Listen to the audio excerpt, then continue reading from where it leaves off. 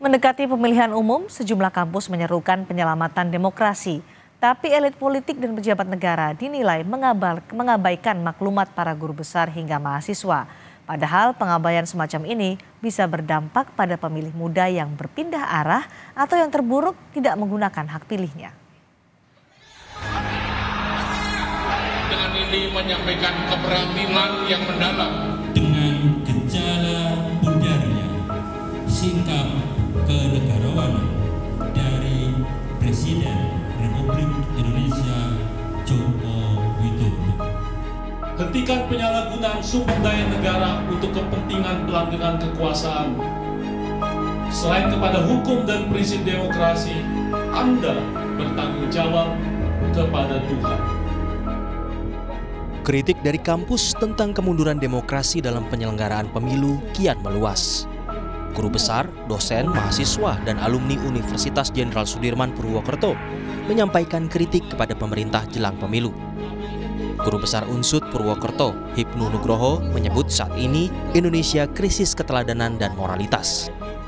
Ini kan kalau kita lihat kan satu, kita itu krisis keteladanan, krisis moralitas, kemudian penegakan hukum yang tanda petik tidak maksimal. Kita lihat angka korupsi itu anjlok 40 dalam sejarah pemerintahan. Ini suatu luar biasa. Sehingga bagaimanapun nantinya pemerintah siapapun depannya kayaknya harus betul-betul evaluasi bagaimana kondisi ini tetap jalan dengan baik. Jangan sampai terjadi adanya reformasi jilid 2. Itu jangan sampai.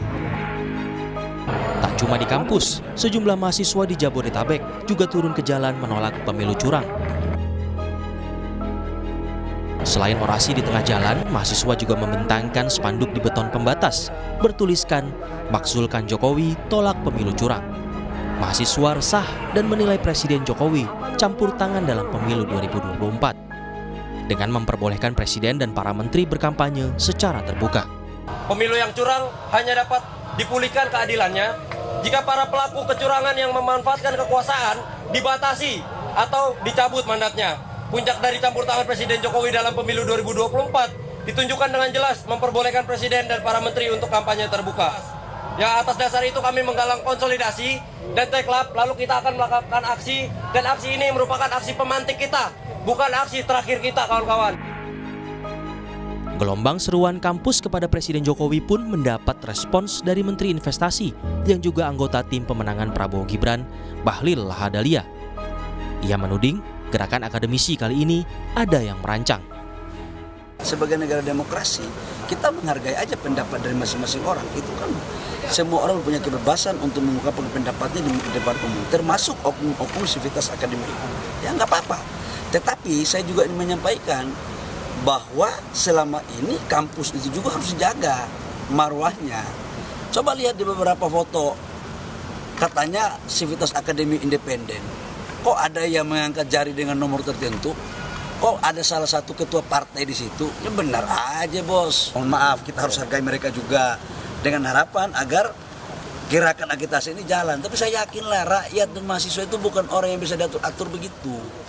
Ini skenario ini kita udah paham sebagai mantan aktivis. Kegelisahan para sivitas akademika seolah memuncak tatkala Presiden Jokowi menyebut presiden dan menteri boleh memihak dan berkampanye. Hal ini diucap Presiden saat berkunjung ke Lanut Halim bersama Prabowo Subianto, Menteri Pertahanan yang ikut berkontestasi dalam Pilpres 2024. Ya, ini kan hak demokrasi, hak politik setiap orang, setiap menteri sama saja. Yang paling penting presiden itu boleh loh kampanye, presiden itu boleh loh memihak, boleh. Tapi yang paling penting waktu kampanye tidak boleh menggunakan fasilitas negara. Boleh, Pak. Kita ini kan pejabat publik sekaligus pejabat politik. Masa gini nggak boleh berpolitik, nggak boleh. Menteri juga boleh. Namun 2 minggu berselang, setelah muncul desakan akademisi dari sejumlah kampus, Presiden Jokowi menyatakan tidak akan berkampanye di Pilpres 2024.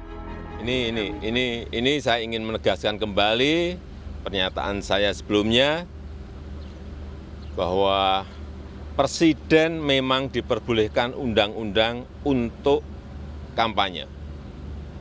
Dan juga sudah pernah saya tunjukkan bunyi aturannya.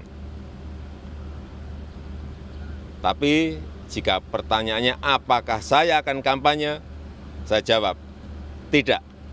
Saya tidak akan berkampanye. Hingga kini, sedikitnya ada 30 kampus dari berbagai kota yang menggelar mimbar akademik. Petisi akademi meminta Jokowi netral, termasuk aparat hingga persoalan etika dan demokrasi.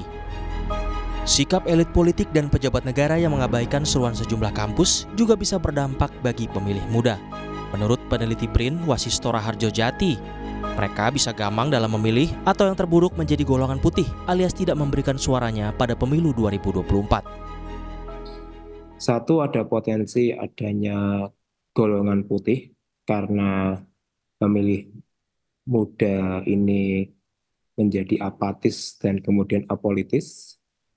Atau yang kedua, kemungkinan lain adalah terjadi migrasi suara yang itu sebelumnya sudah menetapkan pilihan ke paslon tertentu, pada akhirnya kemudian berpindah ke paslon lain. Pemilih muda ini akan menimbang ulang ya terhadap relasi, konektivitas, situasi, kondisi sekarang dengan konstelasi politik yang ada. Kampus dianggap sebagai salah satu penjaga moral bangsa. Jika seruan kampus tak ditanggapi serius, seruan Civitas Akademika bisa menimbulkan situasi sulit di masa mendatang. Tim Liputan, Kompas TV.